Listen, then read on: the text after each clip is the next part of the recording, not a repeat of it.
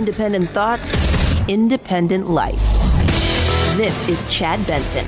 Last week, 360,000 unemployed Americans filed their first claims for benefits, 26,000 fewer than the week before, according to preliminary numbers from the Labor Department. The week before that, the revised figure actually rose by 13,000, but the 4-week moving average, the figure closely watched by analysts, remains on a downward slope. Yay! We're getting back to, well, where we need to be. That's right. That's what we want. It's like jobless claims down, people getting employed. Jobless claims going down, people going and saying, hey, I'd like a job. Oh, fill out an application. Fantastic. That's where we're headed. And that's awesome. It's what we want. It's what we want to see. It's what we need. All the while, though, there is some worries about what's going on, especially when it comes to this little thing called inflation. There's a worry. Are we heading towards inflation, or are we just getting back on track? And there's some supply and demand issues. This is not a permanent feature of the economy. Prices are not going to keep going up and up and up. This is just an adjustment. An adjustment, says the lady who's inside of her bathroom.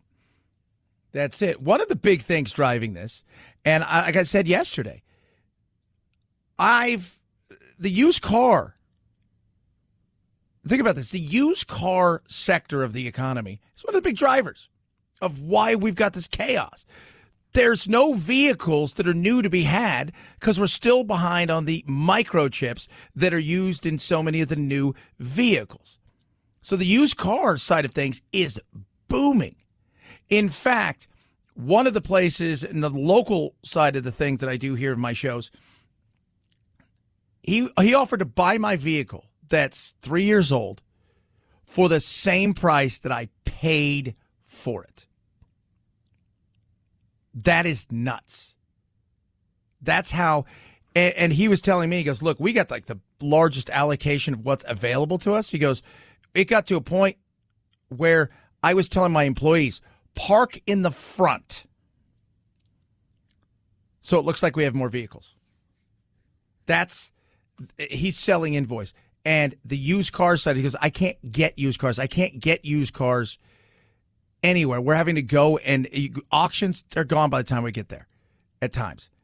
It's ridiculous. That's one of the things.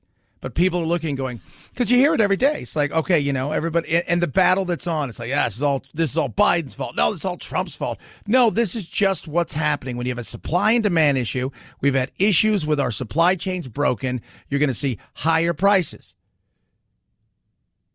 Now, how Biden goes about handling this in the coming months will say a lot before you start blaming everything on him. But at the end of the day, we're looking at a situation where we are seeing higher prices for fuel, for the necessities like food, shrinkflation we were talking about the other night. I was even talking last night to Anthony, my producer, out there in California, and he was talking about shrinkflation. He's like, man, it's like you buy something now, and it's, what are you getting for it? Dollar's not going as far. People are looking around. The economy, stupid. Outside of a pandemic, the economy, stupid. And people are going to start looking at the Biden administration saying, what are you doing? Because I see that you're getting ready to print a ton of money, which isn't going to help us. So what are you doing? If drivers of inflation are supply chain issues and potential areas of underinvestment, do you think that these issues are best resolved through investments making that supply chain more resilient, or higher interest rates? If we see things that are temporary or transitory and that should move through and go away because they're associated with an event, the opening of the economy, then it would be inappropriate for us to tighten policy, point of which is to slow down economic activity and slow the recovery. It would be inappropriate. It's a difficult judgment to make, though. That right there is Jerome Powell having to answer a question for AOC, who somebody probably wrote it out for. Translation, no. We're not going to raise rates because we think this is temporary. And the supply chain, there's only so much we can do. because so much of the economy now is woven together through the globe and not just singularly in one particular area. If this was just us that we were relying on and we were building everything here, it'd be a different story. But when you're looking at places where they build things and create things like the microchip in certain areas, and we don't do it here, and we rely on it from almost one area of the world, then you have to ask yourself the question, wouldn't it be more advantageous to make sure that this doesn't happen again by trying to lure certain companies back here?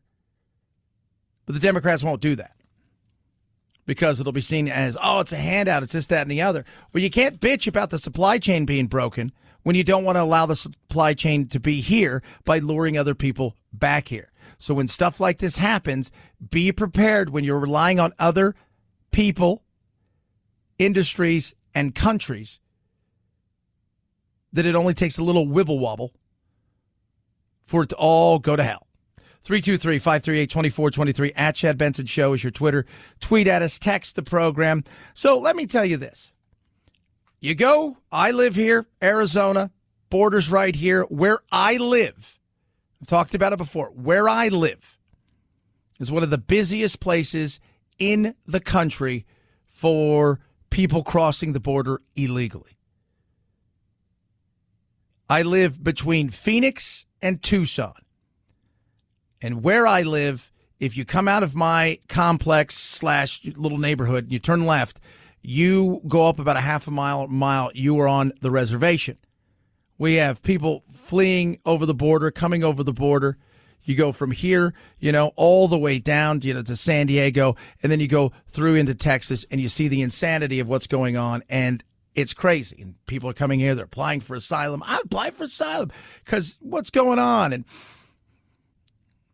this is Alejandro Mayorkas, Department of Homeland Security. When you're supposed to apply for asylum, what are you applying for asylum for? Well, I'm political unrest in my country. I face persecution and potential death. And you go and they pitch this thing out here, and the border is wide open. Listen to this, what he talks about when it comes to Cuba. Allow me to be clear. If you take to the sea, you will not come to the United States. So wait a minute. If you take to the sea, you won't come to the United States, even though you're fleeing a hostile, communistic government. That won't happen. But if you somehow manage to get to Mexico and wander across, we'll welcome you with open arms. Why is that? Well, politics, for one. Politics plays a part in everything. What do Cubans tend to do of the Latin communities? They tend to be to the right of center. Why is that? The place they're leaving is left of center, and it's hell. It is hell. So Cubans tend to be a little bit more conservative. Oh, yeah. Because they are persecuted for their political beliefs.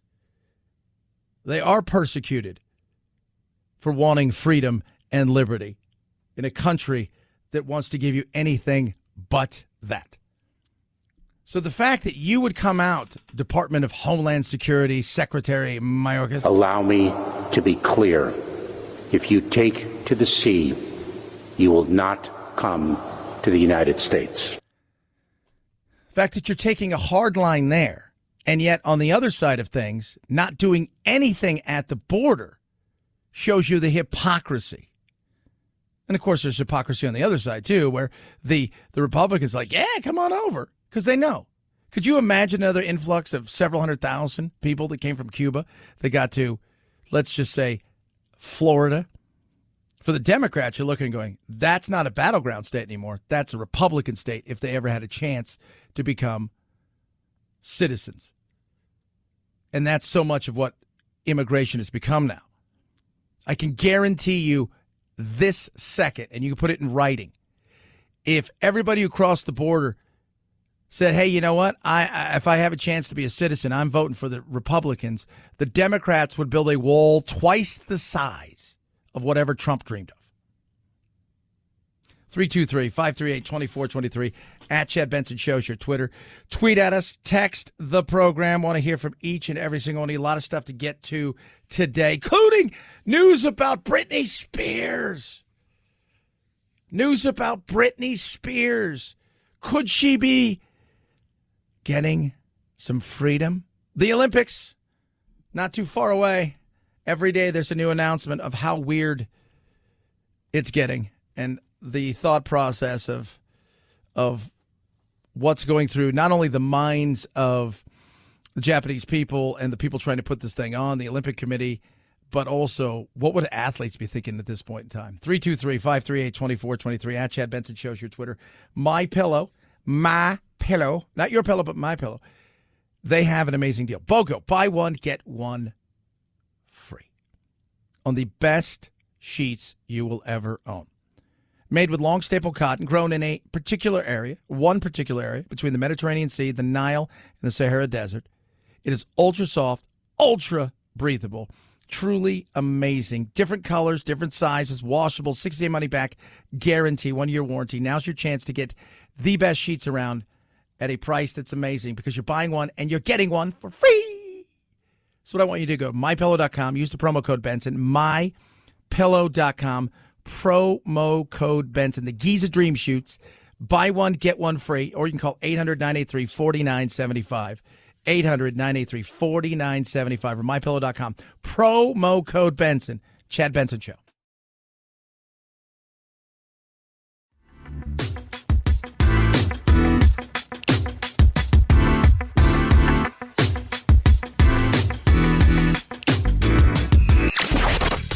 Boys, give me a bowl of chili with plenty of peppers. One Mexican heartburn. Why don't you mugs grow up?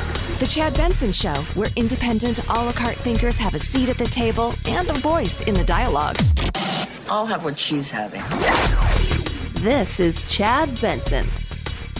We put those vaccination numbers up there. 99% of the people dying right now are unvaccinated. As I've said before, I think we've reached the optional portion of this pandemic, which in some ways is truly scary. So this race that we've been talking about for some time, we were neck and neck. It looked like the vaccine was going to win, but the variants have clearly started to take over. The Delta variant, it is a remarkably transmissible, contagious variant that you are very well protected by if you get the vaccine. But if you don't get the vaccine, you are increasingly, almost assuredly likely to get infected. Yeah, it's a possibility. There's no doubt about that. It's definitely a possibility that you may get this thing. Because is it deadlier? It's not deadlier. Much like everything else when we talk about this thing. Right? And everybody says, oh, Chad, you've compared this thing to flu. Said in many ways, as far as the numbers, it would look kind of similar. The difference is this seems to be a flu that it's endemic all year long rather than seasonal. And the second thing is, if it's a 1-for-1, they're about the same as far as death rate. Maybe a little bit higher as far as people with comorbidity.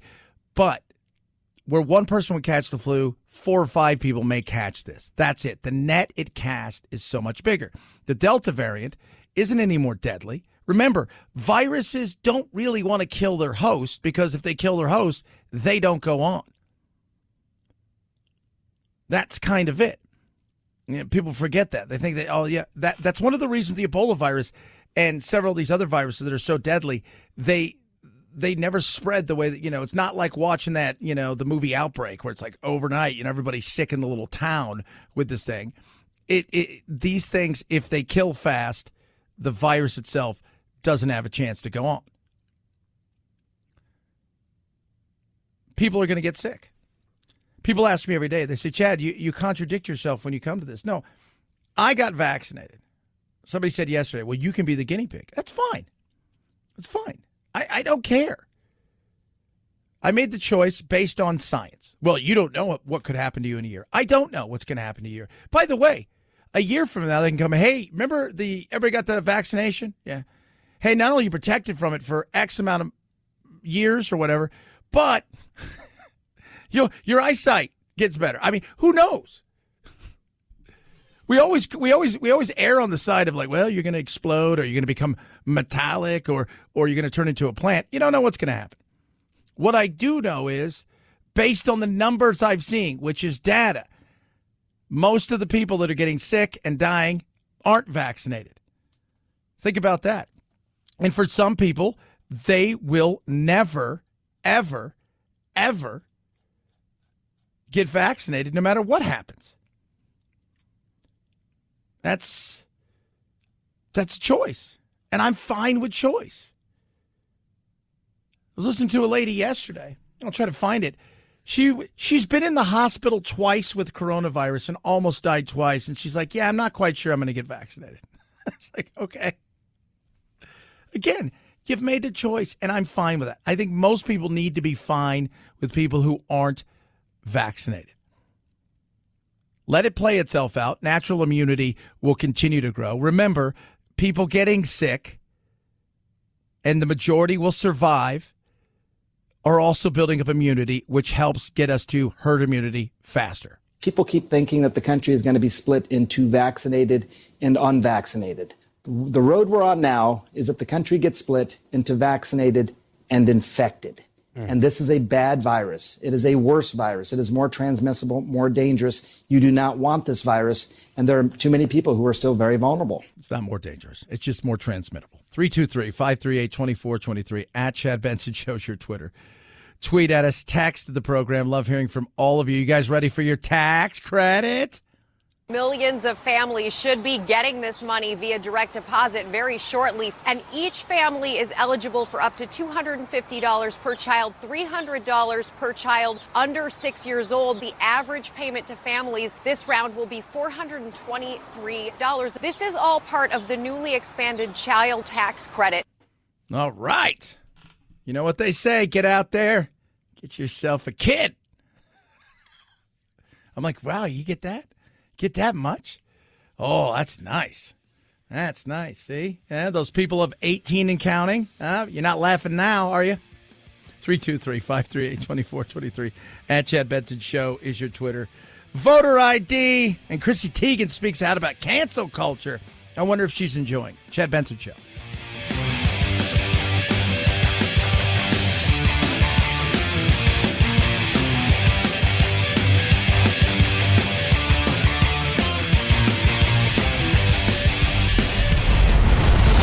The Chad Benson Show.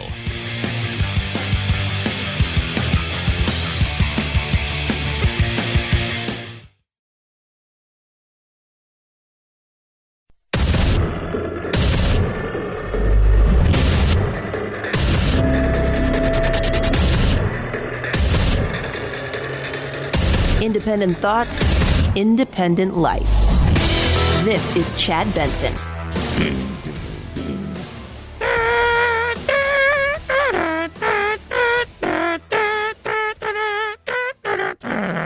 That's basically what should be the sound of the Olympics.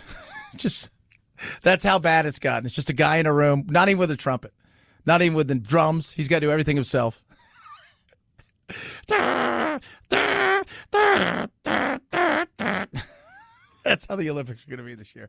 So be prepared for the Olympics. By the way, maybe bring your own medal just in case. International Olympic Committee President Thomas Bach calling the change to traditional medal ceremonies very significant, saying, quote, the medals will not be given around the neck. They will be presented to the athlete on a tray, and then the athlete will take the medal, him or herself, end quote. Bach also confirming the ceremonies this year would not include any handshakes or hugs. This comes as Tokyo is still under a state of emergency due to a surge in COVID-19 cases. So you can't shake hands. You can't hug. So those things can't happen. They're going to get you one of those giant pizza things that they go into the wood pizza and spin the pizza around, and they're going to kind of slide it over to you. Now, here's my question. Because if, let's say I won a bronze, right? Because, archery, because we always joke that we're going to do archery. So let's say I win a bronze in archery. So I win a bronze. And you put all three medals in front of me. What's to stop me from taking the gold and then licking it? You guys can't have it back now. Well, I guess he won the gold. Sorry, guy from wherever. Oh my Lord! You know what wouldn't happen? The 1980 hockey team. Remember that? Mike Eruzione is telling all the guys, get up here, and they all got. That's not happening in this one, and mostly because it's summer too. 323-538-2423 at Chad Benson Show is your Twitter. Tweet at us, text the program. Remember the boogeyman. For the right, the boogeyman is what? It's critical race theory. It's the boogeyman. Elections being stolen. For the left, it's elections being stolen and white supremacy everywhere. Let's talk about elections, shall we, for a second? Because it's a big deal. We're heading into midterms, and this is the battle that's going on right now. So the left says you are trying to stop people from voting, right? The right says we're trying to make it more secure. Okay. How about this? We're trying to stop people who shouldn't vote from voting and make it secure. And we want to make it convenient for everybody to vote. So what's the problem? Well, the problem is every state wants to handle things they want to handle it. And as we all know, the Dems would like there to be a situation where the feds handle more of that and less at states' rights when it comes to this. And if you're on the left side of the aisle, you look over at the right-leaning states and you're pissed off because they're changing some of the rules. By the way, the left changed some of the rules during some of this last election, and some people who neither right or left but were not elected official also changed some of the rules. So we need to fix some of this stuff. It shouldn't be this hard. This is just a situation where the politics is too good to pass up. Voter IDs, that's a perfect thing to argue over, even though it's a bunch of crap. Are you okay with voter ID? Are you okay with voter ID? Because you're going back to the talking points. I get it. The talking points have been issued. Are you okay with voter ID? So voter ID is currently required in the state of Texas. I opposed having to How about for mail-in ballots? How about having to send your ballot in? Should you have to prove who you are? Because that's what Democrats are opposing. Pete, I just said I oppose voter ID. Currently, it's a law in Texas, but I oppose that law because I think you don't need it. I'm just curious, though. Like, why do you oppose it? What is it? You know, yesterday I asked people, well, what's the problem? Why can't you get it? I mean, do you want a bank account? You need an ID, right? You want to fly? You need an ID. You want to buy Sudafed? You need an ID. I mean, there's so many things that you need an ID for. Right? Like those are, somebody said yesterday, well, yeah, none of those things are constitutional and put in there. No, they're not. But there's so many things we have to do with an ID. And I do think that the Republicans in some cases are making it far more difficult than it should be, requiring you put a photo. I think when you register, that should be where you show your ID. That's where you should be. Right there. How hard's that? You go get an ID, a license, a state ID, whatever it is. And I always hear, well, some people can't afford it. Why can't you afford it? What if it's free? Well, now then they'll be like, well, some people can't get down there. What if I tell them we make sure that people who are poor and who have no way to get places get a free ride to go get the ID? They'll come up with some excuse, and that's just the way it is. And I just find it funny as James Talrico there talks about the fact that, oh, yeah, you know, it's I have to oppose it because it's what – you don't have to. It's silly. It's stupid. Well, I'm a Democrat, and that's what we do. And voter ID, you don't think the most sacred obligation of our republic, you should have to prove who you are in order to vote? So there are a lot of Texans, actually hundreds of thousands, who don't have a driver's license, who don't drive at all. Do they have a Social Security number? Because according to this Republican law, you could put your last 4 digits of your Social Security number in as proof of who you are. Do they not? No, help me out. Do those people not have Social Security numbers? And who are these people that can't get IDs? That's a great question. Who are people that can't get? Why can't you get an ID? Why can't you put down the last 4 of your Social Security number? Tell me. Once again, it's one thing after another of the whys we can't. I asked the Republicans the same times when I talked to them, why can't we allow people after they've done the things they've done when they've shown their ID, registered to vote, why can't they mail it in? Well, because of everybody comes up with an excuse because the excuse is where the money's at. It's prolonging the battle, and that is frustrating. It is absolutely frustrating. Yesterday, the President of the United States delivered a speech that was set in an alternate universe. He called these mainstream state laws, these modest integrity measures that are wildly popular with Americans. Quote, now listen to this, the most significant test of our democracy since the Civil War? We're facing the most significant test of our democracy since the Civil War. That's not hyperbole. Since the Civil War. Really? Yeah, that's what he said. That is hyperbole. That's insane. That is not. That is absolutely.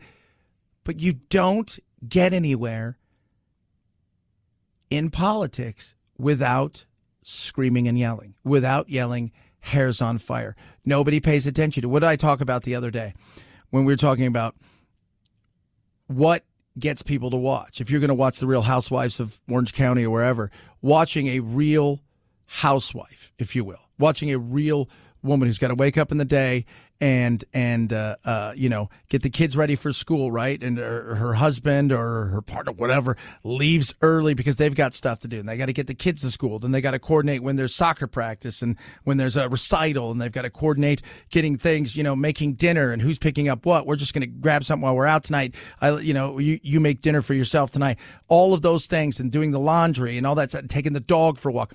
That's not fun. You know what's fun? People freaking out, saying insane things, throwing stuff at each other. Watching two people have a conversation across the room's not something you're going to pay attention to. Watching two people throw food at each other, scream and yell at each other, you'll pay attention to. This is our new president who promised to lower the temperature, bring America back together and rebuild a civil society where we can dialogue as fellow citizens. That's the person who's now yelling that mainstream state laws are more dangerous than 2 world wars, more dangerous than poll tests and Bull Connor and actual Jim Crow segregation, and somehow analogous to the Civil War? That's what the President of the United States said yesterday? What utter nonsense. It would be laugh out loud funny if it wasn't so completely and totally irresponsible. He's right. I don't have to say that about Mitch, but he's right. He's right. It's chaos, it's craziness, it's scream stuff like that. But here's something I'll say to you. So much of this is our fault. It's our fault. Why is that? Because we continue to put the same people in power over and over again. We continue to put the same people in power over and over and over and over again. We continue to vote the same way over and over again, and we wonder why we don't get different results. We wonder why we can't have two parties that, while they can disagree, can also agree there are things that need to be done for the better of the country, who aren't fighting over who gets credit and how am I going to look on Twitter, but more importantly is this the right thing for the country, for the people, for the communities, for the state? And when we continue to put people in power like this, they'll continue to scream about their hair being on fire, the world coming to the end, and the other side of the aisle is the boogeyman. 323-538-2423 at Chad Benson Show is your Twitter. Tweet at us, text the program. Guess what, guys? Britney. Oh, yeah, Britney Spears.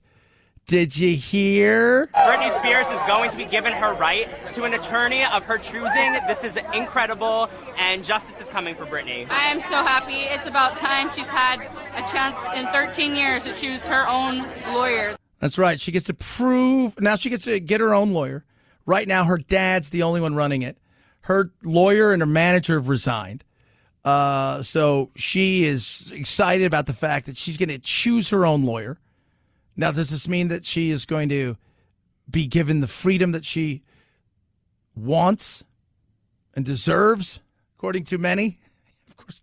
I'm telling you guys, this is what happens. She's going to get her freedom. And if I was her dad, I'd be like, all right, here.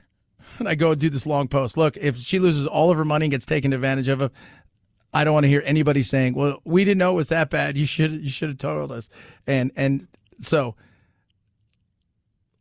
let her have her freedom. I do find it's weird. I mean, think about it for a second. We joke about this, but think about this.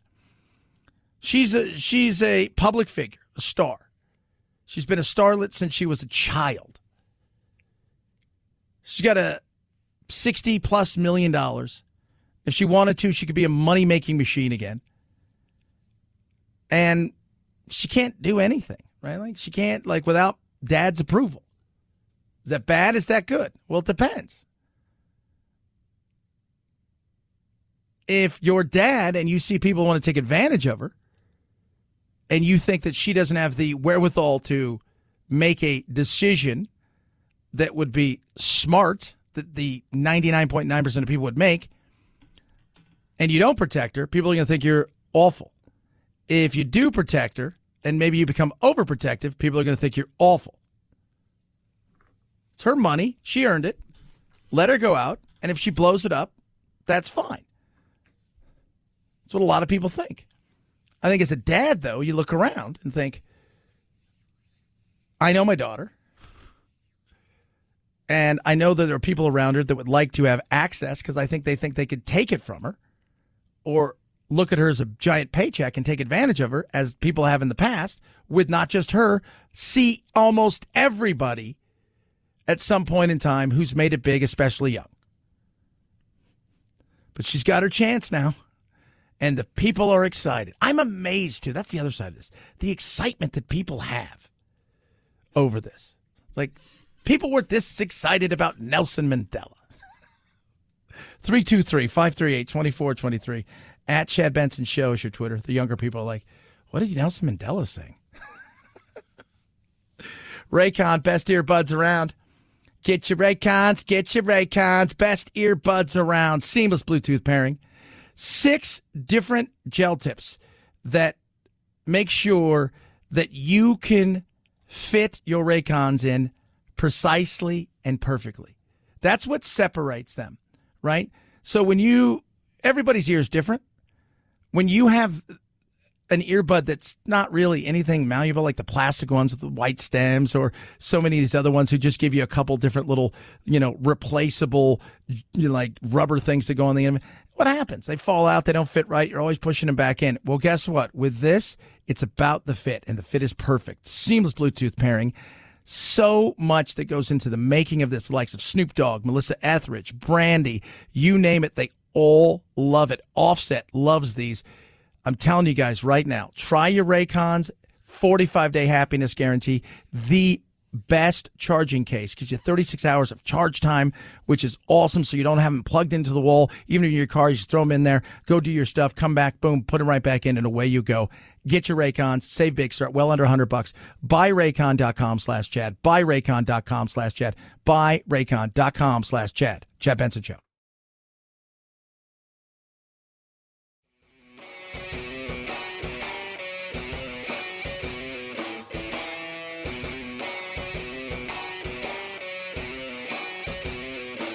Being antisocial sucks. Hang with Chad's friends on Facebook, The Chad Benson Show. And if you just need some alone time, head on over to Twitter at Chad Benson Show.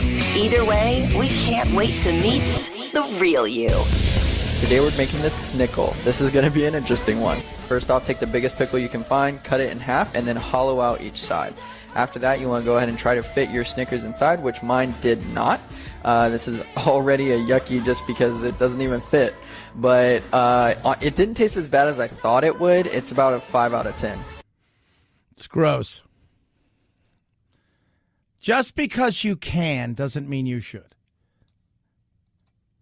And this want to find the sweet, the sour, the Snickle sounds disgusting. It sounds gross. It sounds yucky.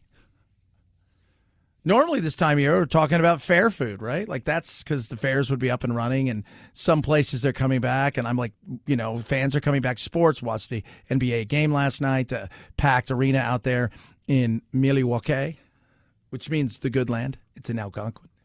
I'm watching the British Open right now, the Open, the championship. It's 32,000 fans. There was no Open last year. So it's good to see that. But I do miss bad fair food. I do miss. Hey, do you have a pizza bread thing? Oh, yeah, we do. We have one on a stick. It's 18 inches long. Would you like that? No, I don't know. Oh, you know what? We also got pizza. It's just a long, thin piece. How long is it? 6 feet. I'll take that. I'm missing that. I am. 323-538-2423 at Chad Benson Show's your Twitter. But a Snickers bar and a dill pickle together sounds like something a person with child, a.k.a. a woman with child, would want. Chad, you shouldn't say that. You know men can have babies. Nope.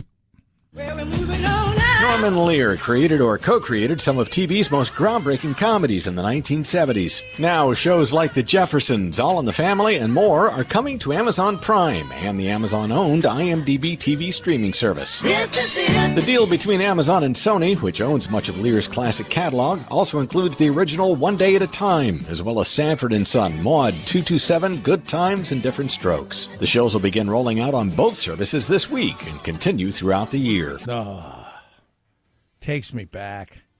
All in the Family couldn't do today. I don't think so. You could do it in cartoon form. You just couldn't do it in real life. I don't know what it is. The cartoons is like, oh, it's not real, but there are real people that write it, that animate it, that voice it. I know. So why can't you do it in human form? Because it's not real.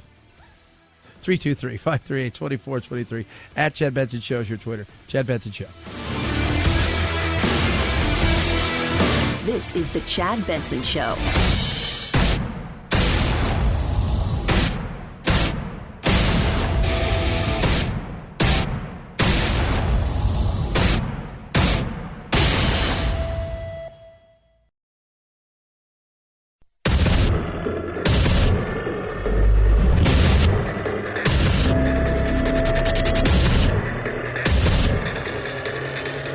Independent thoughts, independent life. This is Chad Benson. We put those vaccination numbers up there. 99% of the people dying right now are unvaccinated. As I've said before, I think we've reached the optional portion of this pandemic, which in some ways is truly scary. So this race that we've been talking about for some time, we were neck and neck. It looked like the vaccine was going to win, but the variants have clearly started to take over. The Delta variant, it is a remarkably transmissible, contagious variant that you are very well protected by if you get the vaccine.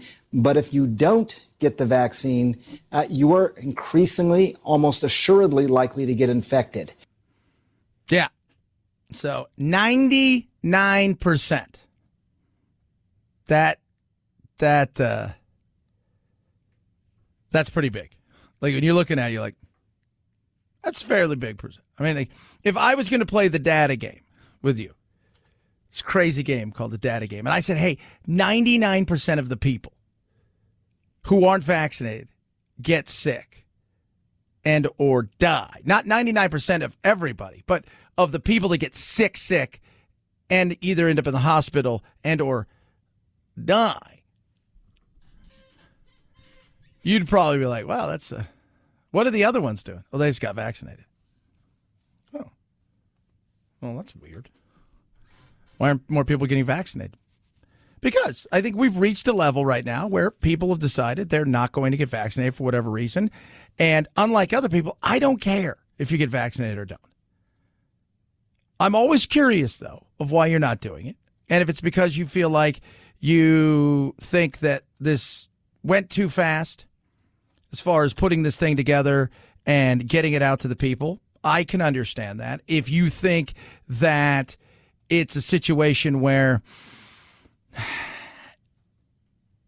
you're going to turn into something, a plant, you're going to grow a tail or a third eye, well, whatever.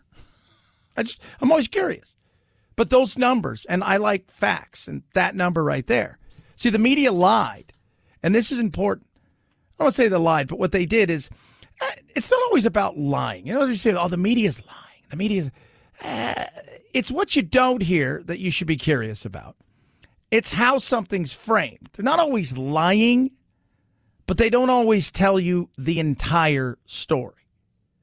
It's a great, and I go to Axios a lot. I trust Axios. I think they're pretty straightforward. But Gallup has a new poll out right now, and this is as telling as it gets. So, this is, you take 100 Republicans and Democrats. And this is the difference between them and the trust factor. Democrats, they trust the presidency almost 50% more than the Republicans. They trust newspapers almost 30% more than the Republicans. They trust public schools 23% and organized labor 23% and television news 20% more than Republicans. On the other side of things, the Republicans trust the police 45% more than the Democrats do. They trust organized religion 25% more, the military 16%, small business, and the Supreme Court. By the way, Supreme Court, they only trust the Supreme Court. It's almost dead even, only 4 percentage points higher. But the thing I found interesting is the media, right? They trust the media, the Democrats, more than the Republicans do. That's understandable. What took place over the last 4 years? Talking about how awful, horrible the likes of Donald Trump was, his followers were, how he was in cahoots with the Russians, and all of this stuff fell flat. And in many occasions, the stuff that they came out, even stuff that was a day-to-day thing, turned out to be nothing. It's hard to trust in that sense. It is hard to trust. The media has done a lot of this because the media is a business. And that's what I always try to explain to people. So much of this isn't based on the politics that people think. It's based on the audience that's in my wheelhouse. Like CNN can't pivot today because they've built an audience. They built a lane, and this is who they're serving. Fox is trying to do it at times, but it ends up backfiring on them tremendously, and it's not. That's not a win. There's an audience that they serve, and that's what they do. So what do? You give the audience what they want. If I go to the place that's my favorite pizza place, and I get in there and they say, hey, by the way, we decided we're not serving pizza anymore. We're serving only fish. I don't like fish, and you wonder why I leave. And all of a sudden you go from having a place that's always packed to a place that's rarely packed. Well, that's it. Trust is big. People, it's tough to trust the media. We've heard that this thing's the deadliest thing in the history of histories. And it's not really. We've heard that this thing is something that is so absolutely crushing. And it was crushing for the economy. And it was crushing for people who got sick and died. Yes, of course. As is the flu. You get sick and die, as is cancer or heart disease or any other thing. But the media got a lot wrong because so much of it was based in business, and then it became politics because you were serving the audience. Like look at both sides of the aisle when it comes to political television. The left will have on a Republican that doesn't like Trump until there's no need for them anymore because Trump's gone. And this person is still a conservative, so having criticisms about Biden is something that they don't want because their audience isn't into that. Having somebody on the left come on Fox and debate and argue or even agree with many of their hosts over certain things, but the minute that they're like, well, I think Biden's a pretty good guy, they're not really interested. So it's what you don't see. That's why I tell everybody, you can be lazy if you're serious about this stuff and only get your news in one or two places, or you can expand, take a look at everything, and find out the truth. This isn't deadlier, but it is easier to catch. 99%, for those of you out there who are against vaccines, 99% of people who are getting sick and ending up in hospitals in certain areas of the country are people that are unvaccinated. 323-538-2423 at Chad Benson Show is your Twitter. Tweet at us. Text the program. Joni Ernst, voter rights. Well, I am a former county auditor, commissioner of elections in Iowa, and I do believe that we need to make voting easier for people to participate in, but harder to cheat. And so my opinion is that many of these voter laws that have been passed by state legislatures are intended to protect the integrity of the election system. Yeah. And that's what it should be about, right? Not allowing people to cheat. But cheating's always going to happen. Cheating will always happen, and it's something that goes on all the time. Now, does it go on to, say, the extent that the people on the right think it went on? No. Does it go on to, where it doesn't happen and it's ever, or if it does, it's virtually, no. It's usually somewhere in between. We're still fighting an election from last year. An election, by the way, that isn't going to be overturned. An election, by the way, that I don't think Biden really won. I think Trump lost. Biden was the winner, and I don't think anything nefarious happened. Because, if you're going to tell me all this nefariousness happened, then you have to prove it, right? There has to be some backing up of stuff. And there hasn't been any of that. But the way that, and this is just what I was talking about, the way that things are presented.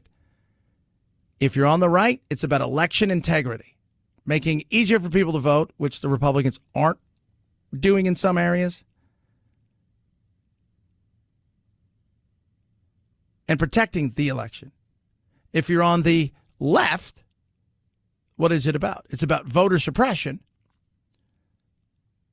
and just taking everybody's word that they're able to vote and vote wherever you want.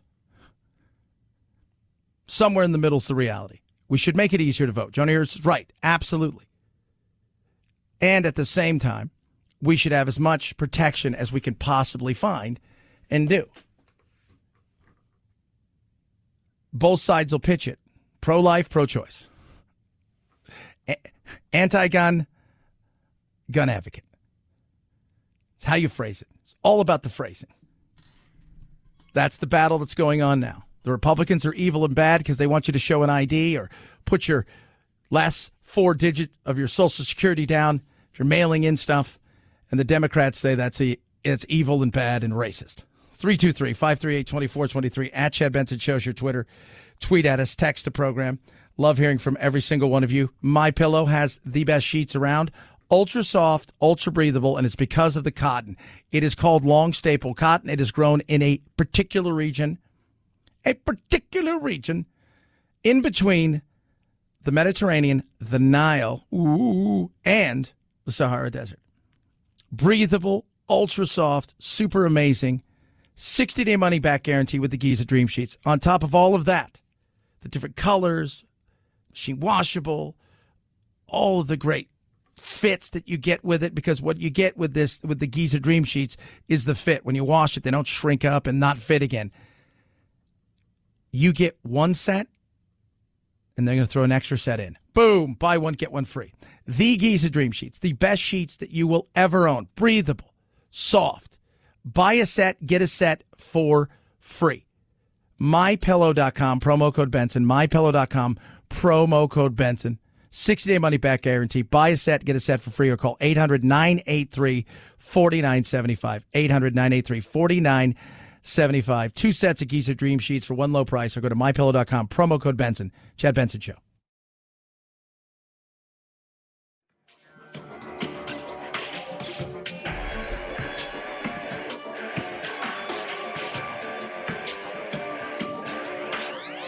Warning, no snowflake zone. Uninformed opinions are in danger of melting. The Chad Benson Show. 5, 4, 3, 2, 1, 0. Ignition. Liftoff. Now it's time to find out what's trending. What's trending? Yeah, what does that mean? I mean something, right? Like it's trending on the old intranet. What's trending? Let us take a peek at what's trending. Start over in Twitter. Very interesting. New report shows that if you earn minimum wage in San Francisco, To make rent, you have to work 4.9 jobs. 4.9 jobs. You know what that tells me? Not everybody's making minimum wage. There's a lot of people who are employed and there. There's a lot of people who are homeless, too. Yeah, let's settle down. Most of those people who are homeless, I know you guys think that they're all just people wandering the streets and have been priced out of living there. No, most of them have issues mentally with drugs, things of that nature. So 4.9 jobs. You know what that means? Either you're not making minimum wage or you're very busy. That's weird. Yeah, I know, right? Linda Ronstadt turned 75 years old today. Happy birthday, Linda.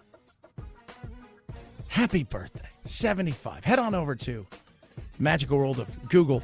Suns Bucks yesterday. 2 million searches here in the United States. Giannis Antetokounmpo even the series along with Chris Middleton. They had a huge night as the Bucks beat the Suns. 2-2 now. Game 3 heads back here. I think it's Saturday night. It's really weird the way they're doing this. So I think it's Saturday night, Game 3. Pivotal game. Now it's basically the best of 3. Richard Sherman, former Seahawk and 49er, was arrested yesterday for, I guess, like a hit and run, domestic violence. It's very bizarre what took place. The Open is trending right now. People are searching that. Where can they watch it live? Who's leading it? I think when last checked, Louis Oosthuizen currently holds the lead. But that could change throughout the day. It's very interesting, too. This is what I love about the British Open. It will be sunlight there till 10 o'clock. So that's awesome. Guatemala and Mexico played last night. Mexico won easily. George Floyd's mural, if you didn't see this in Ohio, was destroyed by lightning. And I'm like, all right, whose fault was that? God, you. Oh, that's what happens with climate change. 323-538-2423 at Chad Benson Show is your Twitter. Chrissy Teigen is also trending, and the reason's pretty simple. She's struggling with her mental health. Well, she calls it in cancel club. Tired of being sick with myself all day. Tired of just all the stuff that's happened. But that's a you thing, right? I mean, honestly, like you did this, and I'm not a fan of canceling people. I'm not. Chrissy Teigen loved canceling other people. Chrissy Teigen loved canceling other people. She loved to pile on. And when she went after Courtney Stodden, who was younger, still in her teens, said horrible things about her, went after several other people that she DM'd and said, and then this stuff comes out years later. To me, after you've really gone after people and tried to cancel them, what did you expect? Because I think so many people think that they can't be canceled. And let's be real, a majority of things that people get canceled for, they don't deserve. They don't deserve to be canceled for stuff. Oh, you did a tweet 10 years ago. You did a tweet 9 years ago. You said something to somebody that now they find offensive 12 years on, and we're not quite sure if you really said it, but at this point in time, we're just going to take their word for it. And she's struggling with that. She is. She's lost a ton of her brands. People won't carry her cookware and her books, and she had a bunch of other stuff, Netflix gig where she was doing voiceover and all this other stuff. It's kind of like gone. And again, I'm not a fan of cancel culture. But when you go and cancel a bunch of people and you get on, quote unquote, the woke side of history, just remember, like everything else, eventually the snake will run out of food and eat itself. And that's what's happening here. I don't think she should have been canceled for everything. I don't. But who am I? Just a guy with a voice on a radio. Chad Benson Show.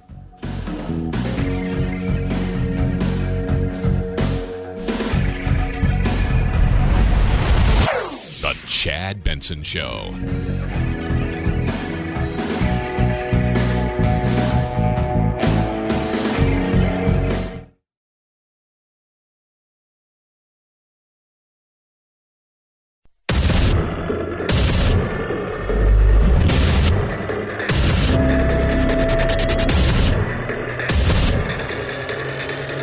Independent thoughts, independent life.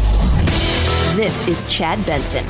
Last week, 360,000 unemployed Americans filed their first claims for benefits, 26,000 fewer than the week before, according to preliminary numbers from the Labor Department. The week before that, the revised figure actually rose by 13,000, but the 4-week moving average, the figure closely watched by analysts, remains on a downward slope. That's good. It's good. We want to have that smile on our face. We want to feel good. People are going back to work. How much of that is based on the fact that some benefits are cut off? And because of that, now that sounds horrible. That's not horrible. They can't be forever.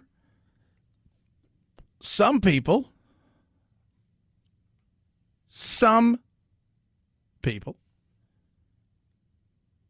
did not get gigs because, well, benefits. In fact, according to the latest data, about 2 million people did not get benefits because the unemployment insurance was better. 1.8 million. Childcare obligations, and we've talked about that. Childcare. So let's just say even if the benefits weren't higher than your salary or whatever you were making your hourly wage, if you made a little bit less, but you didn't have to pay out for childcare, that's a win for you as well. 13% said COVID. Some people say I was not given enough money. It's funny. So here's the funny thing, right? This is funny. So I received enough money from unemployment insurance without having to work, was 13%. But listen to this. I was not given enough money to return to work. Like, isn't that the same thing? You put those two together, that's almost a quarter of people that decided, no, I'm making enough that I don't have to, because now I'm not getting enough to go back to work. 323-538-2423. That's the text line. Somebody goes, why do you give out your phone number if you don't take calls? It's my text line. Why don't we take calls? A few reasons. One, I don't want to take calls. Two, we tend to move fast here. We just did a story there. We're on to something else. I don't want to go backwards. I want to go forwards. That's why we don't take calls. That is basically it. And a lot of people don't want to take calls. You know, it's like, come on, we're moving along here. We got stuff going on. We're talking about stuff. We're talking about space. Over the weekend, did you see Bezos? Producer Phil, you will appreciate this. Bezos congratulated Branson, but then he said, well, he didn't really go to space. Like, yes! Because he didn't. But then, what was it? That big thing. Billionaires going to space while inequality still exists. Yes. Yes. And Richard Branson defended himself. And he tried to do it in a semi-humble way. You don't have to. I think that you need people, says he immodestly, like myself, to, if you talk about airplane travel 100 years ago, you had entrepreneurs that, built airplanes that now have transformed the world and enabled most people to be able to afford to be able to fly. We're building the beginning of a new space line, which hopefully will enable, in 100 years' time, many people to be able to go to space. I love that. You need people like, well, I say humbly, like me, somebody who's rich and successful, who has a vision, who says, you know what, I don't want to stop where we fly airplanes. I want to go higher. I don't want to stop here. I want to go higher. I want to try something different. And even over the weekend, watching some people talk about the fact that, oh, man, he could have done so much more with that money. He could have done so much more with other things. He could have done so much more. He does a ton of stuff. But it does show you, though, the battle. We turn everything. We're turning space flight into politics. We're turning space flight into this battle of is this good enough, right? Maybe people of color or the LGBT community deserve to have space flight right now. Maybe this, and you're like, this was one man who had a dream, followed said dream, put his money into it, busted his ass, and has a vision that's bigger. And because he did it and he's got money, somehow it's a bad thing. Yeah, Chad, don't you know? That's totally a bad thing. Why is it? Because he should be giving his money to other things. Why? First of all, who spends your money better than you do, even if you spend it wrong? Not the government. You do. It's the beauty of you spending your money. You want to be able to control it. We're talking about Britney Spears, how, it is crazy to think that somebody who's made $350+ million now has $60 million left, and she doesn't control her own money, and she gets an allowance every week but the reality is the court has said, you may be not capable to do some of this stuff. Oh, that's weird.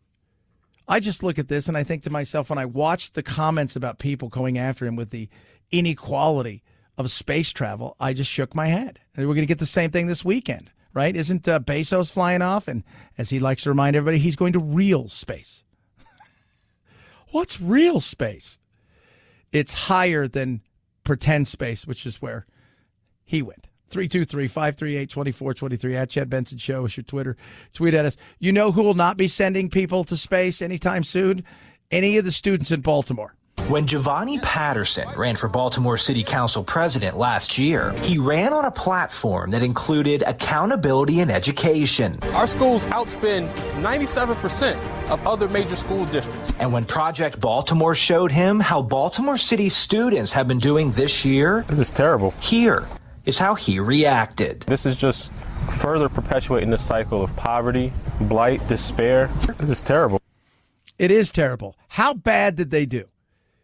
Let me just say this. We touched on this earlier this year when there were some stuff that was leaked about how bad kids were doing. And that I think one kid was the middle of his class and he had like a 1.1 or whatever. It is so much worse than you could think.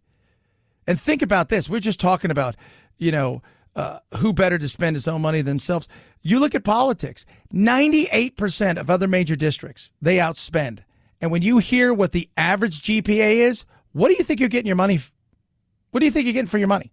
This chart was assembled by Baltimore City Schools. It shows the average GPA for every high school grade in the city, freshman through senior.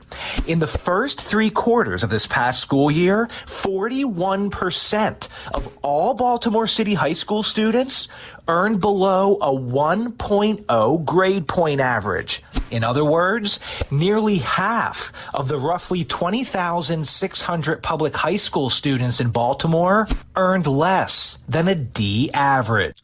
Think about that for a second. Almost half of these kids earn less than a D average. Half. We're not talking about half of a particular class. We're talking about the day-to-day goings-on at school. Half of these kids are in serious trouble. Fat, drunk, and stupid is no way to go through life, son. It is not. I promise you that. Thank you, Dean Wormer. I promise you that. It's not. More money doesn't fix something that's broken. Yes, it will. No, because some stuff is so broke, right? You throw all the money you want at it, it's not going to fix it. It's not going to fix it. Schools need funding, but like everything else when it comes to politics, whether first of all, it's other people's money. Secondly, when you have no accountability at all, this is what you get. 41%. If my kid's school district, half of the kids were failing to such a level where if you have like a 1.3, they're like, well, what's your valedictorian speech going to be like?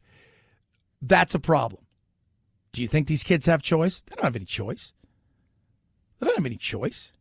There's no choice in big cities like this. There's not. It is sad. And then you throw in what just took place for the last 18 months. It's heartbreaking. If almost half of our kids are failing, what options do they have after high school? This is really disheartening. It's sad to see this, man. We can also see the district lost more than 700 high school students during the first 3 quarters of this year. Course failure rate for students had nearly doubled during the COVID shutdowns. A few months later in May, North Avenue announced students would not be held back for failing classes. You have to raise the standard. Everyone should be speaking out about this. Yeah. Everybody should. So Jimmy can't read, but we're going to push him through, right? That's just Jimmy can't read. He can't do math. He can't do the basic things. And there's nothing wrong with him or her per se. They're not on a spectrum at any level. They're none of those things. They're just poorly educated. Very good chance in some of these homes that parents aren't paying attention. Parent, grandmother, aunt.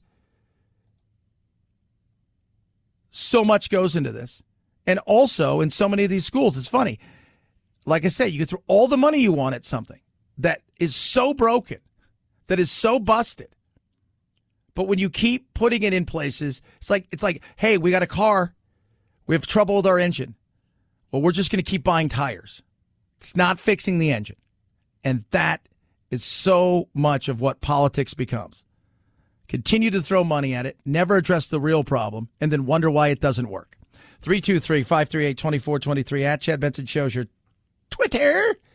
Like I say, text line 323-538-2423. You're texting me.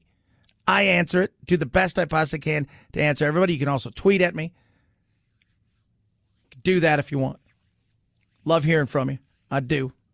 Rough Greens. Here's something you can throw money at. By that, I mean you just cover the shipping. They're going to give you a bag of Rough Greens for free. In fact, I've got a bag right here. I'm going to grab it. Here it is. It's my bag of Rough Greens. It's amazing. What do? Well, first of all, it brings your dog's food to life, which is awesome. It's got vitamins, minerals, antioxidants, digestive enzymes. It's great from puppy to senior. No GMOs. Listen to this. It's a bag right here. You're going to pay for shipping. They're going to get you this bag right there. Just a tablespoon. Sprinkle it. K9 Vitasmart right on top. Just sprinkle it. Boom. They eat it up. A supplement that will change your dog's life. It takes care of my dogs in ways that is so amazing because it has helped them, made them healthier, made their coats better, made my older dog really did wonders for his hips and his joint pain. You pay for shipping, they're going to get you a bag for free. That simple. Come on now. Free. It's pretty good. RUFFgreens.com/Chad, roughgreens.com/Chad, or call 833-MY-DOG-77. 833-MY-DOG-77. Rough Greens makes any pet food better. Chad Benson Show.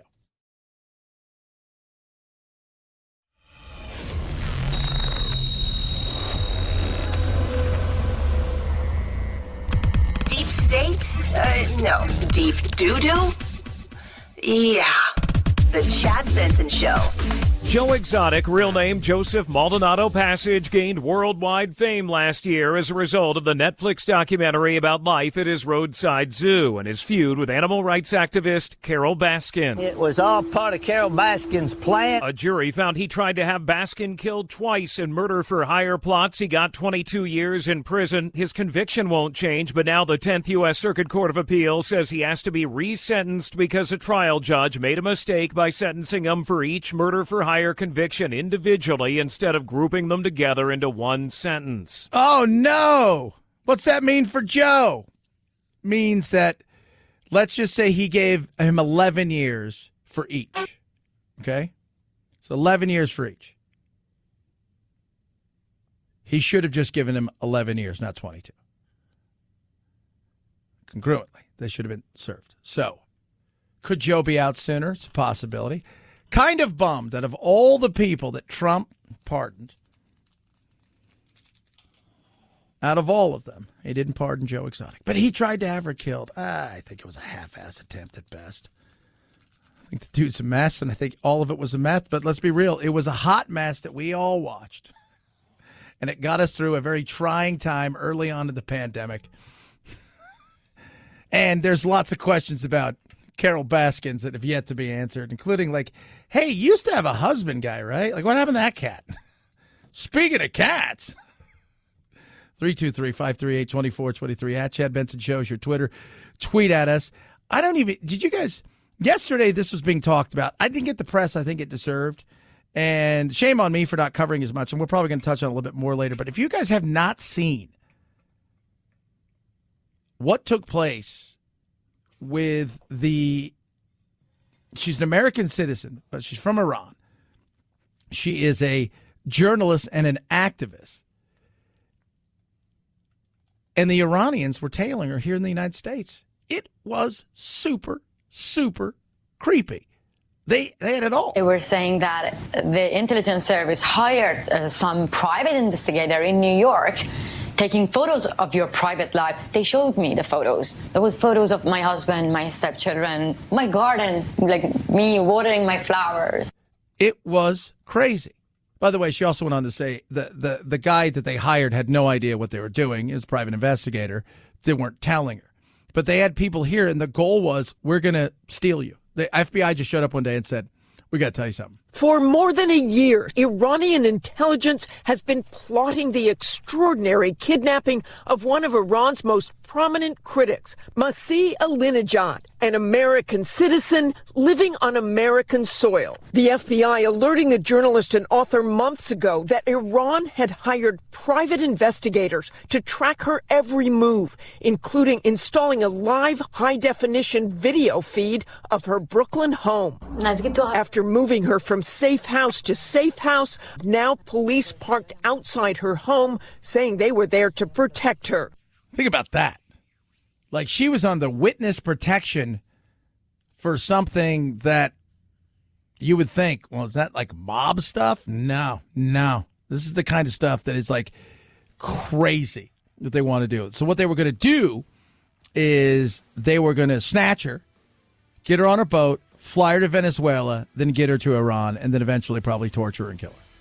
Because she's such an outspoken activist against the regime. By the way, she is not a fan of Biden and the way he's handling things either. Thinks that he needs to be tougher in Iran, and has not liked the fact that he's not come out and been stern and said, what the hell were you people thinking? 323-538-2423 at Chad Benson Show is your Twitter. Chad Benson Show.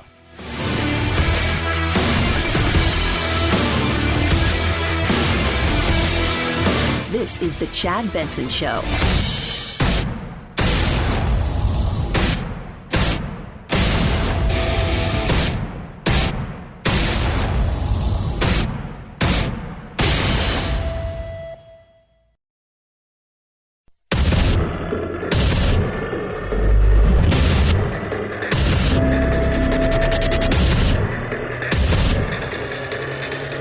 Independent thoughts, independent life. This is Chad Benson. Allow me to be clear. If you take to the sea, you will not come to the United States. Wait, what? That is, God, is that Trump? No. That is Alejandro Mayorkas, DHS secretary, saying, hey, if you come here from Cuba, so you're escaping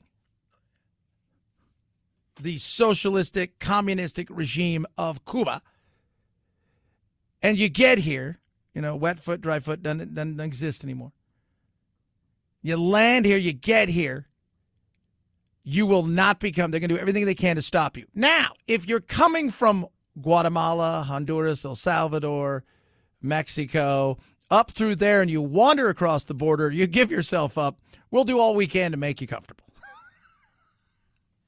Why is that? I have a feeling some politics is being played in this.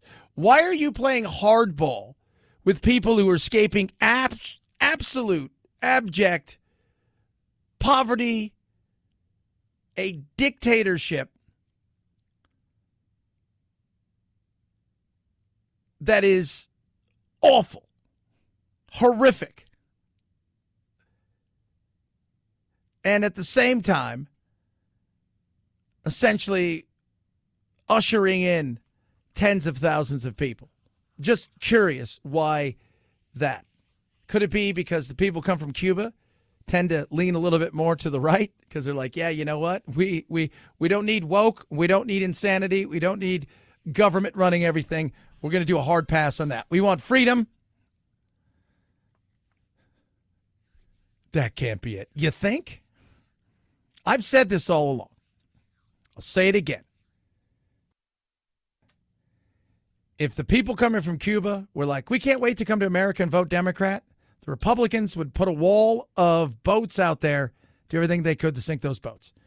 If the people coming from south of the border all were wearing Donald Trump hats and saying, we love the GOP, the wall that the Democrats would build would be twice as high as anything that Trump could build or dream of. But when I hear this and the insane hypocrisy. Allow me to be clear.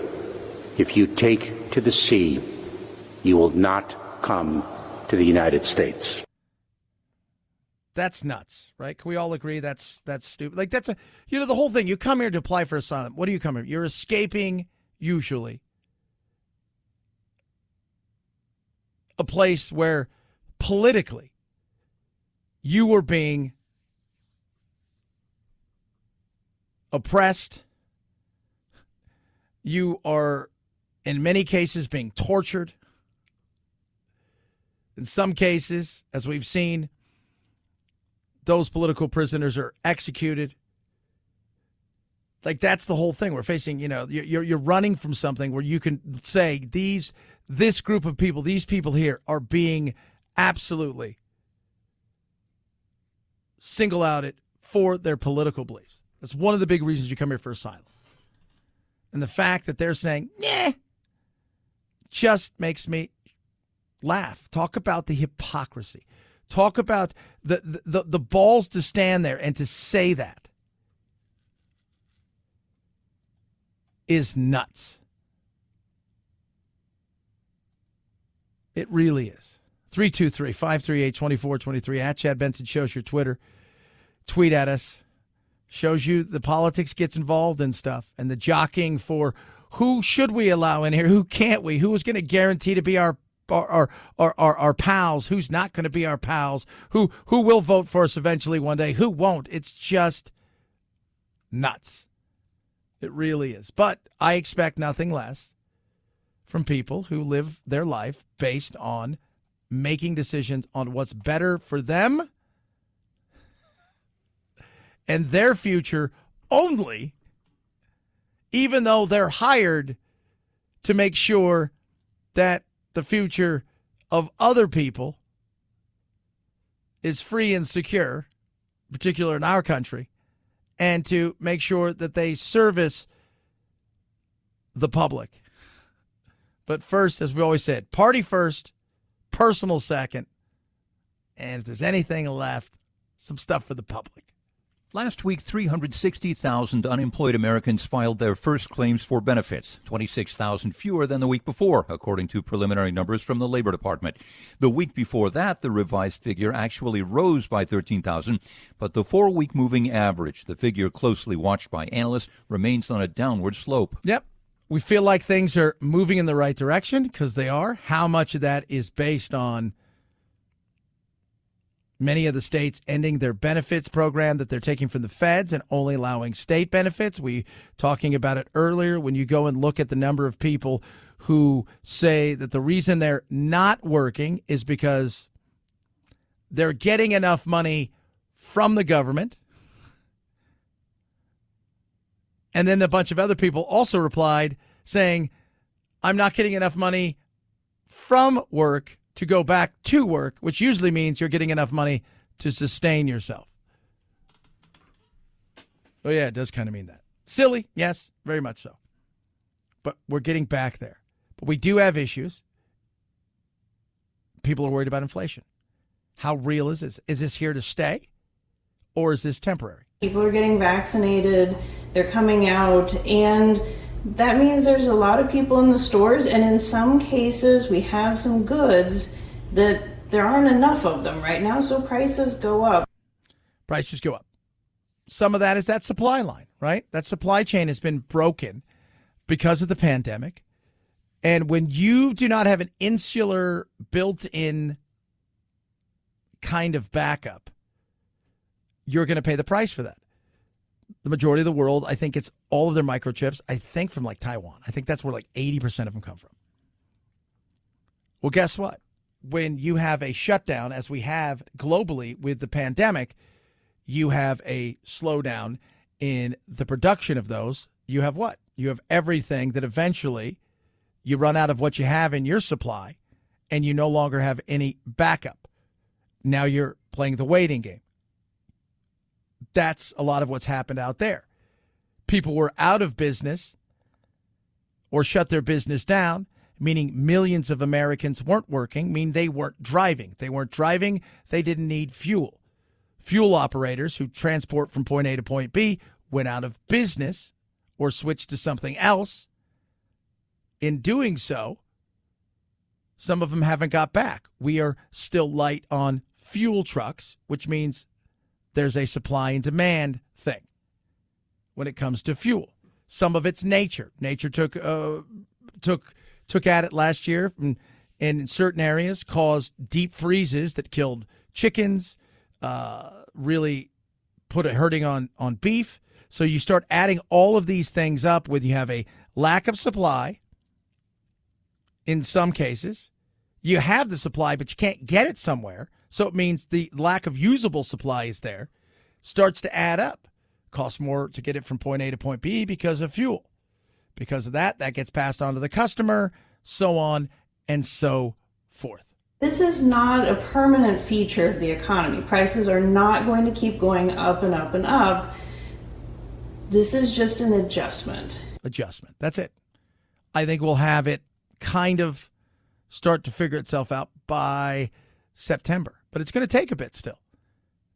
And that is if this administration, I think, makes some right moves. One of them's not panic.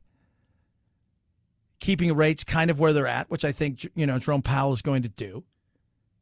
But on top of that, you also have to look at the fact that the more and more we get out there, the more and more people start to get back to doing things, the better it's going to be for all of us. But if you're the administration, you also have to take a step back and say, all right, we can't let this happen again. We can't be so dependent on other countries, no matter how cheap their manufacturing is, no matter how cheap that they can do things, that we put ourselves in a situation where if one thing gets undone in the supply chain, everything goes to hell in a handbasket. And that's where you start looking and saying, what can we do to lure some of these companies back here from certain countries? In particular, China. Now, I don't think that Biden is going to do that, but I think, for all the craziness and chaos that went on with Trump, there was talk about how do we bring some of this stuff back. It gets lost in the craziness of how Trump said stuff and then hey, let's not talk about the real thing, what he's talking about. Let's talk about the chaos and the craziness that and the way he said things. But that's a real thing. I mean, go look at our pharmaceutical side of stuff. The way that we get our supplies and certain things for our pharmaceuticals, it's a nightmare. Being so dependent on one thing is not good. I mean, how many of you out there, businesses that are dependent on a singular client? I mean, they have other clients, but it's really one client that gets them through. If they lose that client, they go to hell. We're not that bad, but we got to do better. 323-538-2423 at Chad Benson Show is your Twitter. Tweet at us. Text the program. Love hearing from you. Let's talk Bad Olympics. That's coming up. That'll be hilarious. That's what are we, 9 days away from that? I got a question about the Olympics. Plus, woke sharks. Well, not the sharks being woke. So we've had woke Coke. We'll talk about that. Now woke shark stuff. 323-538-2423. At Chad Benson Show's your Twitter. Tweet at us, text the program. This is the Chad Benson Show.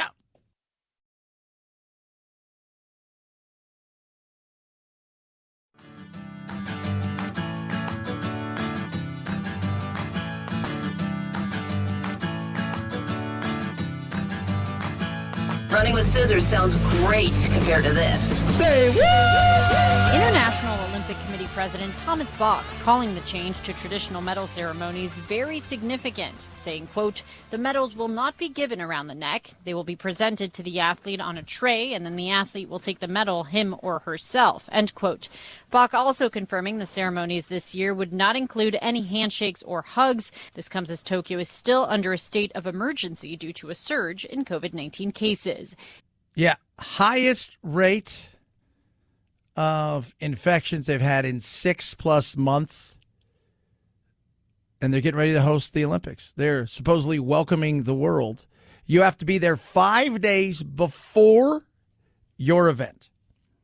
And you have less than 48 hours to leave after your event is over. So there's no staying on. You're essentially stuck in the complex outside of going from point A to point B, which is where you practice and then where you then eventually do your event. This sounds fun.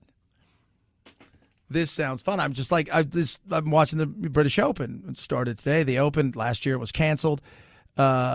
So normally, these guys are all friends, by and large, outside of everybody doesn't like Patrick Reed. But by and large, and, Brooks Koepka and Bryson DeChambeau, the two big golfers, they don't really get along. But, these guys go and they've grown up playing with and against each other. And they'll travel they'll all rent a giant Airbnb, this $1 million home, and they'll stay there for the week and they'll hang out and they'll do fun stuff together. And sometimes they'll go in groups to bring their wives and all 9 yards.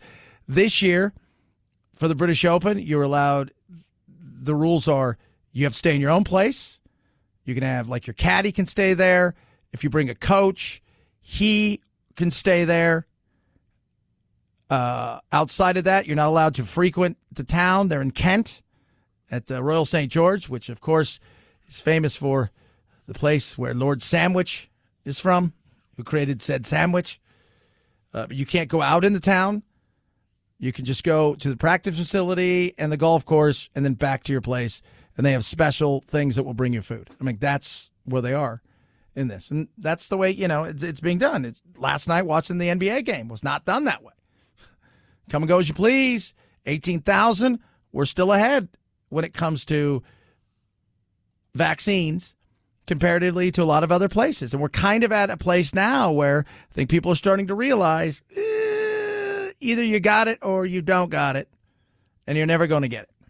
We put those vaccination numbers up there. 99% of the people dying right now are unvaccinated. As I've said before, I think we've reached the optional portion of this pandemic, which in some ways is truly scary. So this race that we've been talking about for some time, we were neck and neck. It looked like the vaccine was going to win, but the variants have clearly started to take over. The Delta variant, it is a remarkably transmissible, contagious variant that you are very well protected by if you get the vaccine.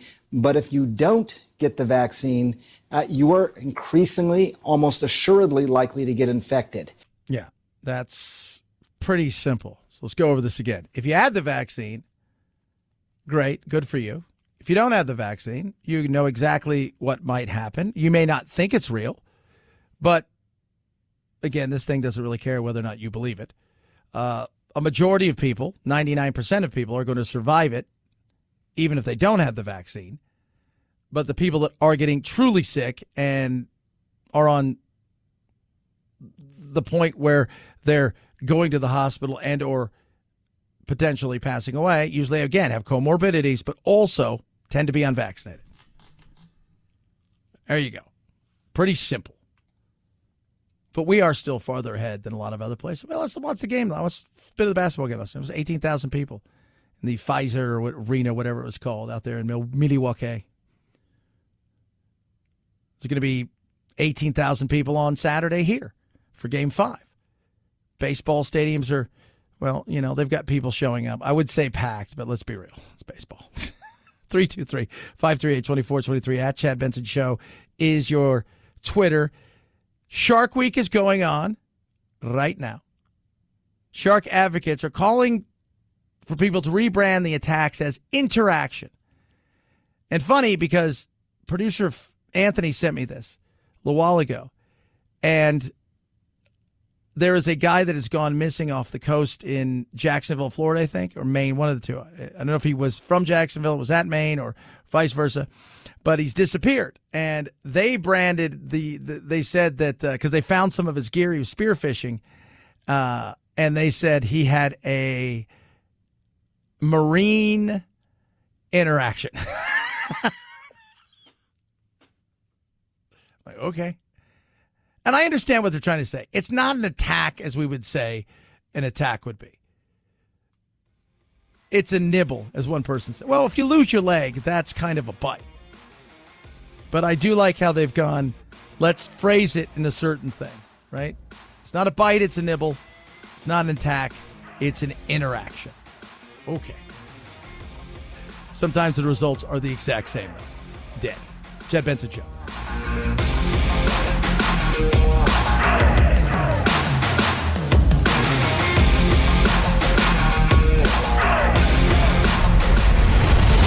The Chad Benson Show.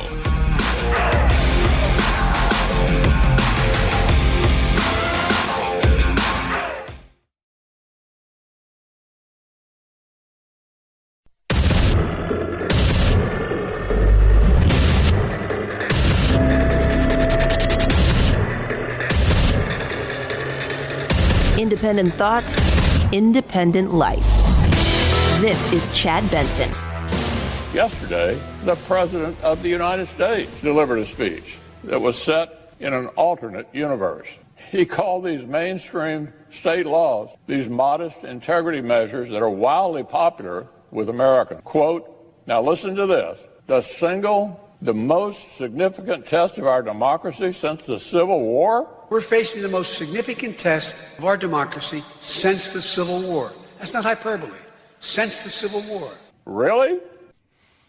Voter rights, that's the battle. What's going on? Well, okay, so let's talk about voter rights. First of all, I like what Joni Ernst said here about what we need to do. Well, I am a former county auditor, commissioner of elections in Iowa, and I do believe that we need to make voting easier for people to participate in, but harder to cheat. And so my opinion is that many of these voter laws that have been passed by state legislatures are intended to protect the integrity of the election system. Yeah, I think that's good. Have they overdone it in some areas? Yeah. I think that there's some stuff where, restricting some of the hours, I think is a bit much. The voter ID thing is stupid. You should have an ID for everything. Take away. People think, well, you have to have a special ID to vote. No, an ID, identification. If you're over the age of 18 and you don't have an ID, what is wrong with you? I'm curious. So you don't drive? Nope. You don't fly? Nope. You've never had a job? What? No, I don't. I mean, just tell me. Tell me what it is, please. The people in Texas decided they were going to up and bounce the Democrats. They didn't want to have a quorum. They were going to up and bounce and leave so that way that they couldn't, vote on the new voter laws there in Texas. And again, I have said, and I will continue to do so, I think some of them are an overreach. I think some of them, yes, you know what? They're in areas that tend to be somewhat Democratic. They are limiting things, and I don't think they should do that. That shows me you have a little fear of something. On the other side of stuff, asking people to get voter ID, an ID, period, case closed, which is good for you as a human being. Why are you afraid to tell people, yeah, you guys should do that? What are you so afraid of?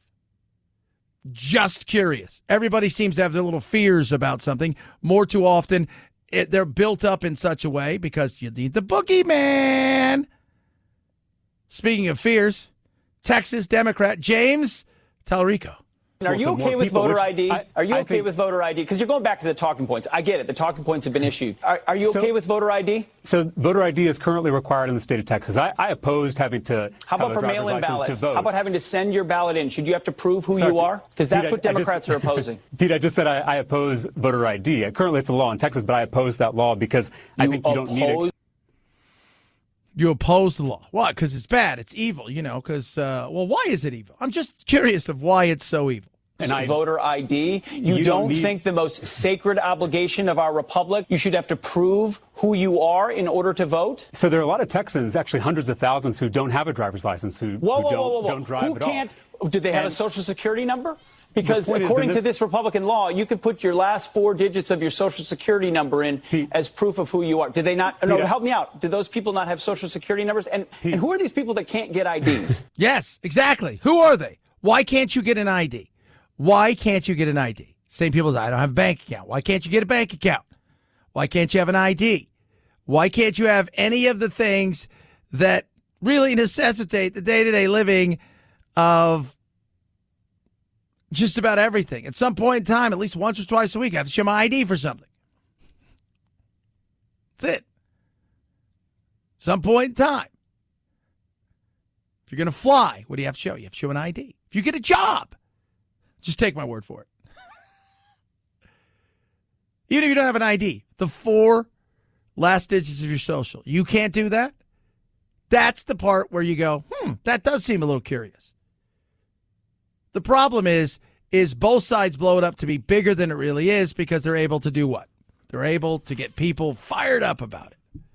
But when I hear people come at me with the voter ID, it's totally racist. I'm like, how? First of all, if you're black, remember, we're no longer, according to Brandeis University, no longer to call people, black people African Americans because they may not be African. So it's just this great. There's all these rules, so let's jump through the hoops. So if you're black, how are you not offended by the way that the Democrats talk about you, my fellow American, as if you can't get an ID or as if you can't get on the internet? Just curious. Oh, my goodness. 323-538-2423 at Chad Benson Show is your Twitter. We were talking about the Olympics, and I'm very curious. Obviously, the medals now. Right, so if you're going to go to, you have to bring your own medal, essentially. Joke. No, it's not. But they're not going to let you, like you bow and they put it on you. None of that stuff's going to go on anymore. They're essentially going to have that one of those giant pizza things that this huge like pizza spatula, and they're just going to kind of you just take it. Maybe they'll mail it to you. But one thing I'm curious about is the opening ceremony, right? Isn't that the big thing that so many people tune in to see? That moment where they all walk around and they wave. I don't know who they're going to be waving at because the stadium's going to be almost entirely empty. What we do know, though, is this year the concept is going to be moving forward, which apparently celebrates a world united against the virus. And they have another concept called United by Emotion, which is the idea that we may not be together in person because of this virus, but we can all be united in our excitement and our joy for the Olympics. That sounds awful. That sounds so stupid. Right? That just sounds so... And being in an empty arena of 50, 60,000 fans, a stadium where you're not going to have anybody really. I mean, there'll be, I'm sure, some dignitaries, some of the Olympic people will be there. That is going to be awful. It is. It is going to be awful. And then there's the other side of stuff because they're going to be testing all the time the what-if scenario, especially if your discipline, if you will, your sport is more than a day or so. If an athlete tests positive, that person won't be disqualified, but they'll be known as a did not start, DNS, which means that someone else from their Olympic squad can take their place. But if you're in a team, a lot of Olympic delegations haven't traveled here with huge numbers of reserves. And so it depends on the sport, but if one athlete is out, it might not be that anyone can replace them. Think about that. I think Bradley Beal, one of the NBA players who's playing for Team USA, just tested positive. So, yeah, this just feels like First of all, we always joke about the Olympics being a bad idea anyways, and this just feels like, what about breakdancing? Like, we're finally going to get a chance to see breakdancing. We've been clamoring for it. Now nobody's getting. Now it's not going to be great. What about fencing? Like, this is it. These people have worked their entire lives to be fencers. Their entire life, they are ready to go. This is it. They've got their leathers, their motorcycle leathers, all in white. They got their beekeeper outfit, helmet. They've got their foil, made of foil. And now nobody's there to cheer them on. It's not fun. 323-538-2423 at Chad Benson Show is your Twitter. Tweet at us, text the program. Number one places in America to live if you're looking for strictly affordability. Your dollar goes farther. Indiana, cost of living score. They get an A-, 62 out of 75 points. Consumer price index was up 5.8%. Average home about $340,000. Half gallon of milk, $1.30. Monthly energy bills just under $150. Number 8, it's a tie for 8. 8-9. It's a tie. Tennessee and Georgia. Average price in Tennessee for a home, almost $400,000. In Georgia, $380. $120 a month for your energy bills. New Mexico, $330,000. They come in at number 7 for a house. Half gallon milk, $210. Alabama, $309,000 for a casa. That's the average price there in a place like Auburn. Monthly energy bills about $180. Missouri clocks in at number 5. There's this thought about the great exodus from cities. And that did happen for a bit, but cities seem to be holding on. Of course, they're always going to hold on. The exodus comes if you've been in a position where, let's say you've worked somewhere for 10 years. You can work remotely. That's the exodus that's happening. If you're young or you're just getting into something, being in a city in certain things is going to be a huge helper. But if you're established and you're like, man, I'm going to sell my house for $1.5 million, even though it's not worth $1.5 million, because somebody's willing to pay it because they want to be here, and I'm going to move somewhere else, that's the exodus that's happened. It's more established people than a younger generation. Arkansas comes in at number 4, but you have to live in Arkansas. $371,000 average price for a home in Little Rock. Are you kidding me? Oklahoma, love Oklahoma. $316,000 for a casa. $2.14 for a gallon of milk. Number 2 is Kansas. Just under 300 G's for a house in Dodge City. I would totally live in Dodge City. I'd live there, and every day I get up and I just cruise on down. Go see Miss Kitty, right? At the Long Branch. Go see what Marshall Dillon's up to. $2.50 for a gallon of milk. $160 for your energy bills a month. And the number one most affordable place in America to live, Mississippi. MISSI, PPI. Average medium price for a home, $247,000.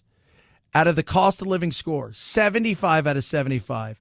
$2.37 for half gallon of milk. $1.53 for your monthly energy bills on average. You're going to pay so much less for groceries. So much less. Inexpensive energy, affordable prices with just about everything, and your dollar's going to go further. But again, you have to live in Mississippi. 323-538-2423 at Chad Benson shows your Twitter. Rough Greens makes everything better for your pet, and the reason is simple. Sprinkle on top of your dog's food this supplement. Just like a little teaspoon, just a pinch, brings your dog's food to life. Your dog's food is shelf stable. I mean, it's supposed to be on a shelf for a long time. It's built for that way. It's not living. This has vitamins, minerals, vegetables, omega-3, 6, 9s, antioxidants, all this stuff brings your dog's food to life. What that does is it helps your dog's digestive system. It helps your dog's joints. It helps with your dog's outer side with their fur, which is awesome. My dog Doodle's life has changed tremendously. In the 18 months he started taking this, just put it on top of their food. He loves it. His fur's better, but most importantly, his joint pain is virtually nil. He's happier and healthier than he's ever been. Right now, Rough Greens wants you to try it before you buy it. RUFFgreens.com/Chad. roughgreens.com/Chad. You pay for shipping. They're going to send you a bag for free. Or you can call 833-MY-DOG-77. 833-MY-DOG-77. Rough Greens makes any pet food better. Chad Benson Show.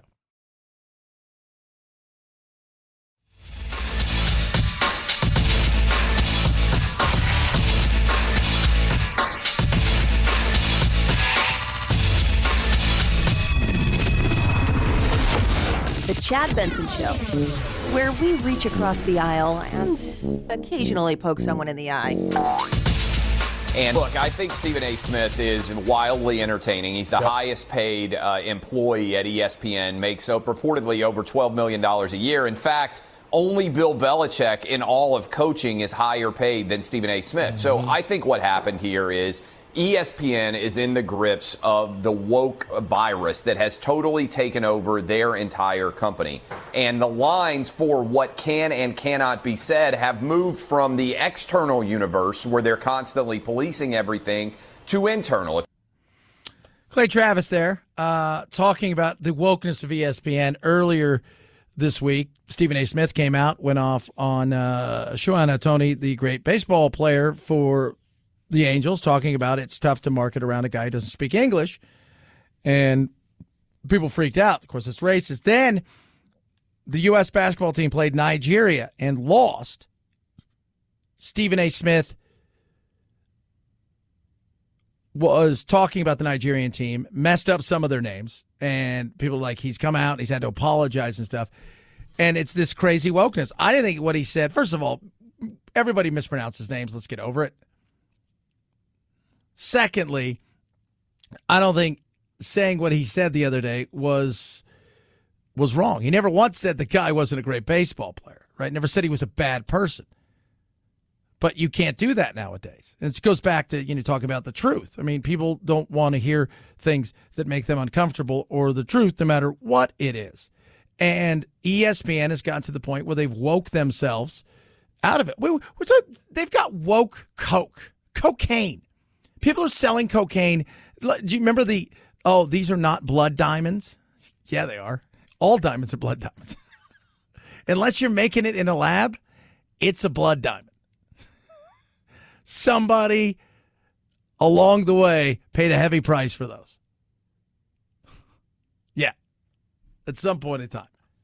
Probably happened. Or that company that you're buying them from, usually look at the beers, somewhere along the line, their company was built on the blood, the conflict diamonds, whatever you want to call them. They've got woke coke now, where the cocaine that they're selling is quote unquote good for the environment, the way that they're farming it. It's like, that's the stupidity. You can never be woke enough, as our buddy says over there, and Spotify, Joe Rogan, and you can never apologize. If you look at the conflict between Rachel Nichols and Maria Taylor, if you look at many of Stephen A. Smith's own colleagues coming after him on these comments, now what you are seeing is the revolution has turned internal. They can't fight externally. And the world of sports, which became in many ways politics by any other name, is now turning on itself. And I think Stephen A. saw this as he apologizes and sort of bends the knee at the woke altar. What you learn is you can never apologize enough. No, can't be woke enough. Never apologize enough. Nobody wants to know. Because they're not interested in the story, the nuance, any of that stuff. All they're interested in is the punishment. It goes back to punishment culture. So you just punish. And even if later on you find out that none of that was true, it doesn't matter, because we're only going to be in that situation for a moment of time. Anything that happens after that is inconsequential. Nobody cares. 323-538-2423 at Chad Benson Show is your Twitter. Tweet at us. We're just talking about the cheapest cities and states to live, and Mississippi was number one. I'm looking at Hattiesburg, Mississippi. For $289,000, man. Beautiful house. $289,000. It's crazy. I mean, it looks beautiful, but pictures can be deceiving because, again, it's Mississippi. But here's a gorgeous home for $385,000. Man. Come out here to Arizona. Better yet, go to California. You can find out what you get for $385,000. Nothing. Nothing. Have a blessed rest of your day. Thank goodness I see Friday. Night, Jack.